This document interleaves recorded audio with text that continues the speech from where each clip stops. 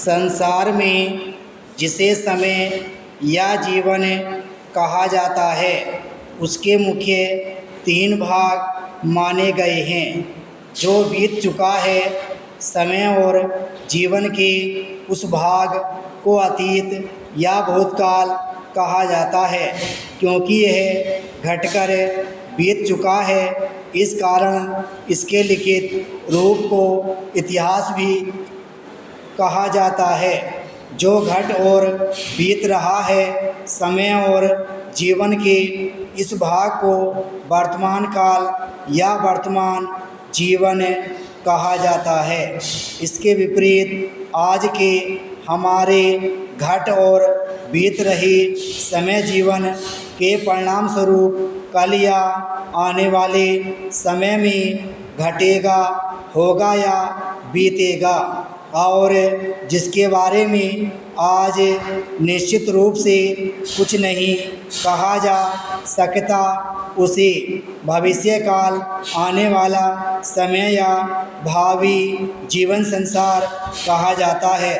बीते समय या भूतकाल में अपनी परिस्थितियों और वातावरण के अनुसार मानव जीवन और समाज ने अच्छा बुरा, उचित अनुचित जो कुछ भी किया, उसी सब का परिणाम या फल हम लोग आज भोग रहे हैं। यह भी निश्चित है कि आज हम अच्छा बुरा, उचित अनुचित जो कुछ भी करेंगे, हमारी आने वाली पीढ़ियों को भी उसी सब का परिणाम और फल भोगना पड़ेगा।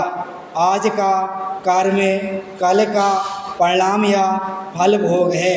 जीवन और प्रकृति का यही अटल नियम है। मनुष्य सोच विचार कर सकने में समर्थ सामाजिक एक प्राणी है। वह जानता है कि सब दिन एक जैसे नहीं बीता करते, समय स्वभाव से ही गतिशील और बदलने वाला है। आज हमारे नयन प्राण, हमारे हाथ पैर सही सलामत हैं, उनमें देखभाल या सोच विचार कार्य ठीक ढंग से परिश्रम करने की शक्ति है। समय और स्थितियों का क्या पता, कल को यह शक्ति, यह स्थिति नहीं भी रह सकती।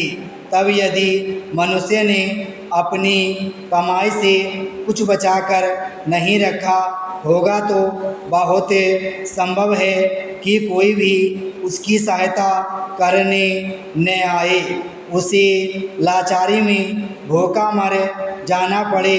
यही सोच समझकर ही बुद्धिमान लोग तरह तरह से बचत करने, अपने कमाए धन में से एक अच्छा भाग सुरक्षित रखने का प्रयास किया करते हैं।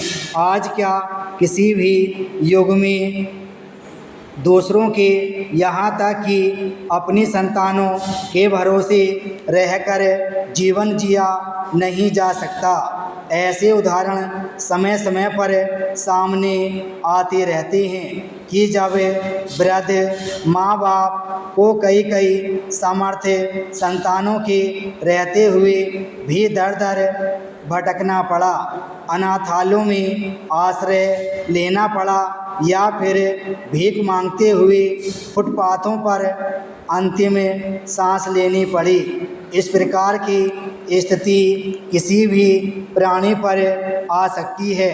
यदि इनकी संभावना पर विचार कर वह पहले से ही बचत आरंभ कर देता है, तो भाग्य या दुर्भाग्य से बेसहारा होने पर वह अपना कल यानी भविष्य का जीवन सुखपूर्वक काट सकता है।